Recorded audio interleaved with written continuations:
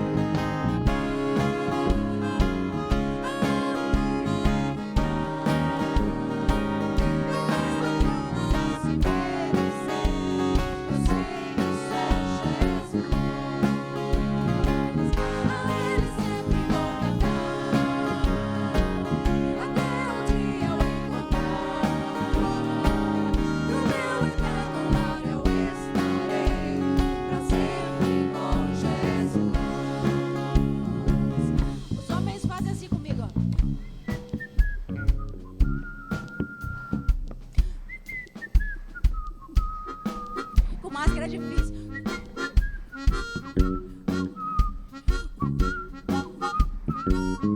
E as mulheres?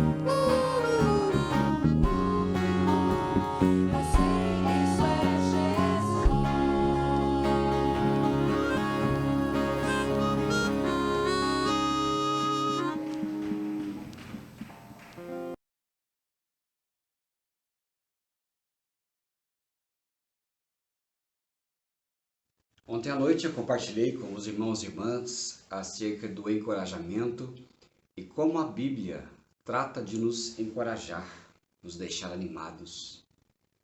Isso é uma atitude dos apóstolos que pregaram o Evangelho na época de Jesus Cristo. E eu me lembro lá de Atos capítulo 15, quando Paulo e Barnabé foram mostrar à igreja e aos irmãos e irmãs a obra que ele tinha feito pregando a mensagem do Evangelho. E eles estavam desejosos de encorajar a igreja, aqueles que o ouviram. E eu lembro lá do versículo 12 do capítulo 15, que toda a multidão silenciou, passando a ouvir Barnabé e Paulo, que contavam quantos sinais e prodígios Deus tinha feito por meio deles entre os gentios. Logo depois, os apóstolos, os discípulos, começaram a mostrar para a igreja que valia a pena andar com Deus e pregar o Evangelho, porque ali muitas vidas seriam transformadas, seriam mudadas. E nós encontramos esse encorajamento na palavra de Deus, e ali Paulo e Barnabé estavam incentivando aquele povo a se manterem animados. A gente precisa de encorajamento, sempre. Alguém que nos encoraje. Você tem alguém assim? Espero que tenha, mas quero que você saiba também que nosso maior encorajador é o nosso Pai Celestial. Eu me lembro que quando eu fazia prezinho, olha só, hein? Literalmente quase 50 anos atrás, eu chegava em casa com os desenhos, os rabiscos, e mostrava para minha mãe o que eu tinha feito, e eram coisas rabiscadas. Mas ela dizia, que lindo que você fez, que interessante. E isso era tão bom, né? Isso me incentivava a criar melhor. Eu li há pouco tempo atrás de um pintor chamado Benjamin West. Este homem, ele certa vez também pintou, fez um rabisco e pintou sua irmã. E a sua mãe sabia disso, foi lá entregar para ele esse presente. E quando ela viu o que ele tinha feito, ela já animou ele, encorajou, dizia assim, olha, é a sua irmãzinha. Mas ele ficou muito feliz porque a mãe disse que era sua irmãzinha e era exatamente aquilo que ele tinha tentado fazer. E hoje, se você pesquisar, este homem, Benjamin West, tem pinturas maravilhosas, um grande pintor norte-americano. Mas é assim mesmo, assim como criança aprende a pintar, o apóstolo Paulo não teve muita credibilidade no seu ministério, mas encontrou Barnabé, que foi o grande incentivador do apóstolo Paulo. Já pensou se isso não tivesse acontecido? Quem seria Paulo, né? O que nós entenderíamos da Bíblia? Dizem que Jesus fundou o cristianismo, mas o apóstolo Paulo organizou as ideias todas para explicar Jesus. E ali ele foi alguém muito importante e fruto do encorajamento de Barnabé. Isso é muito bom. Mas a palavra de Deus também, ela nos incentiva, ela nos encoraja. Ela nos encoraja a clamar ao Senhor. Eu gosto do Salmo 86, versículo 7, que diz assim, no dia da minha angústia, clamo a ti, porquanto me responde. A Bíblia nos encoraja a clamar ao Senhor quando precisamos. O clamor, né, ele faz parte e é necessário da vida de um cristão. Nós precisamos clamar, orar, né, buscar. Clamar é pedir, né, realizar um pedido, e é assim que precisamos reportar as nossas necessidades ao nosso Pai Celestial, que deseja que nós clamemos por Ele. Quando clamamos a Deus, nós mostramos a Ele as nossas necessidades, nossas dificuldades, como precisamos da sua ajuda. Quando clamamos de coração a Ele, Ele nos traz sim suas respostas, Ele nos consola, nos anima, renova o nosso espírito, renova a nossa alma. E nós precisamos sempre clamar a Deus, sempre clamar, porque Ele é aquele em que vai nos socorrer, vai nos abençoar sempre. Isso é muito importante. Dessa forma nós alcançaremos respostas dele. Clamar é isso, né? Chamar. E a Bíblia fala, clame a mim e eu te responderei. Não fique sozinho, não fique sozinha, mas clame ao Senhor. Ele te responderá com certeza. Outro incentivo encorajador que a Bíblia traz para nós é clamar e, além disso, nos encorajar a não ter medo. Não ter medo é um termo bíblico que aparece mais de 365 vezes na Bíblia, onde ela fala, não temo, não tenho medo. A Bíblia fala assim lá, o Salmo 23, versículo 4, vocês sabem de cor, né? Ainda que eu andasse pelo vale da sombra da morte, não temeria mal algum, porque tu estás comigo. Olha só, tua vara e teu cajado me consolam. Não tenho medo, mesmo pelo vale da sombra da morte. Nós vivemos um tempo de medo, né? Muitos estão temerosos pela morte, temerosos caso pegue esse vírus, a Covid, né? Então estão vivendo com medo, separados das pessoas, separados das suas comunidades. A gente vê tudo isso, né? Mesmo depois que as pessoas são vacinadas, elas continuam com medo. Agora mesmo no drive-thru da igreja, alguém comentou assim, pastor do céu, agora o povo estava animado com a segunda dose para voltar para a igreja, mas agora já estão animados que querem só depois da terceira. Olha só, né? Que coisa mais medonha. Literalmente, né? Coisa medonha.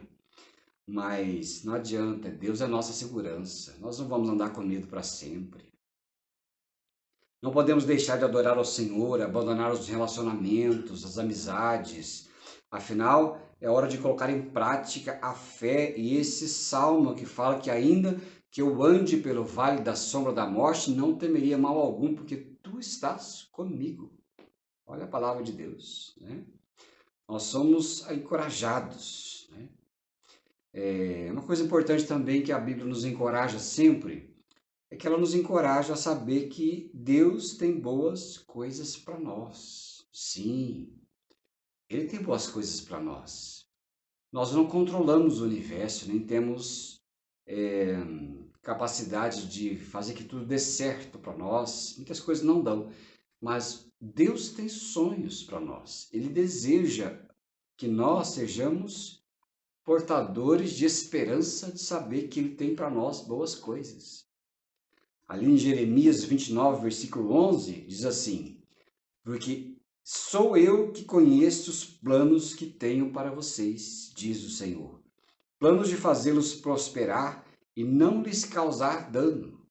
Planos de dar-lhes esperança e um futuro.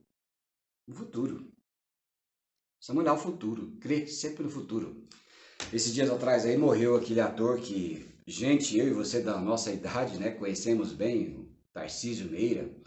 Eu achei tão interessante uma entrevista que ele deu, ele falou sobre idade, sobre coisas, mesmo na sua velhice, ele disse assim, eu planto uma árvore e eu conto que vou vê-la crescer, sim. Eu já não fico pensando naquilo. Eu faço tudo que tenho que fazer com a esperança de que vou ver, de que vou experimentar, né? Então, ele disse que tinha sempre a esperança de ver fruto das suas plantações. Plantações na vida, né? Plantações de esperança, de projetos, de sonhos. Nós também temos que ser assim, porque Deus tem boas coisas para nós. Quando a gente anda sozinho, a jornada é difícil, confusa às vezes, mas não sabemos o resultado das atitudes que tomamos diariamente, não sabemos se vai dar certo, se vai dar errado, se vai ter fruto, não sabemos. Mas quando confiamos no Senhor todos os dias através da oração, da leitura da palavra e cultivando a fé que há em nós, adquirimos confiança de que a nossa vida, que é dirigida por Deus, que está comprometido conosco, sabemos que Ele tem boas coisas para nós e podemos ter esperança. Eu tenho certeza de que Deus tem boas coisas para mim. Deus é o nosso Pai, o Deus e Pai do nosso Senhor Jesus Cristo. Ele é este que cuida e zela de nós e quer nos dar a esperança. E nós devemos então saber que Ele tem coisas boas para as nossas vidas. Também somos encorajados a aprender com os problemas. Eu gosto de ler lá em Filipenses capítulo 4, verso 12 e 13, o apóstolo Paulo fala que ele sabe. Ele fala assim: sei estar abatido, sei também ter abundância, em toda maneira, todas as coisas, estou instruído, tanto a ter fartura como a ter fome, tanto a ter abundância como a padecer necessidade. Posso todas as coisas naquele que me fortalece. Se ele fala que eu sei estar, significa que ele aprendeu a estar. Aprendeu a lidar com os problemas. Nós somos encorajados a aprender com os problemas. Isso é muito importante. Aprender com eles. Somos encorajados a isso, né? Li esses tempos a história de Herbert Hawkins. Ele era o reitor da Columbia College, universidade que ajudava 200 mil alunos a resolver os problemas que os preocupavam. E disse assim ele, que a conclusão é a causa principal de as pessoas ali, os alunos, estarem confusos e preocupados. Então eles são confusos. Então ele falou assim, desta maneira, assim, na sua entrevista: metade das preocupações existentes no mundo é causada por pessoas que procuram tomar decisões antes de ter conhecimento suficiente na qual basear uma decisão. Os problemas nos tornam especialistas na arte de viver. Quando aprendemos a resolvê-los, assim nós aprendemos a arte de viver. Como você e eu aprendemos a lidar com as situações se nós não estamos dispostos a aprender com os problemas? Quando você aprende com os problemas, você deixa, como o Herbert Hawkins disse, quando você aprende a conviver com os problemas, você passa a dominá-los, então não vive mais ansioso, porque sabe que quando eles aparecerem, você sabe ou tem uma ideia de como resolvê-los. Coisa interessante, né? Os problemas fazem parte da vida e nos ensinam, nos tornam capacitados, experientes. Gosto de assistir alguns filmes e um deles que eu vi ultimamente foi aquele do Sully, aquele sujeito que pousou o avião no Rio Hudson, Nova York, logo depois que decolou. Ele precisou usar seu conhecimento, ele precisou usar toda a sua experiência para pousar um grande avião no Rio e não causar danos à vida das pessoas, e ele soube fazer. Mas só a experiência foi capaz de capacitá-lo a ensinar aquela atitude. Se fosse qualquer novo piloto, talvez a preocupação, ou talvez o desespero tivesse tomado conta e ele teria feito uma bobagem. Mas a experiência torna bons pilotos, bons motoristas, bons profissionais, bons trabalhadores. A Bíblia então nos encoraja. Ela nos encoraja a viver na presença de Deus, porque Ele é o nosso grande incentivador. Então nós devemos aplicar isso à nossa vida. Podemos até pensar que encorajar significa apenas dizer algo bom a alguém, mas se a gente pensar dessa forma, deixarmos de reconhecer o poder duradouro que o encorajamento possui, nós não vamos para frente. Por isso que a Bíblia se encarrega de nos encorajar. O nosso Pai deseja te encorajar nesta semana.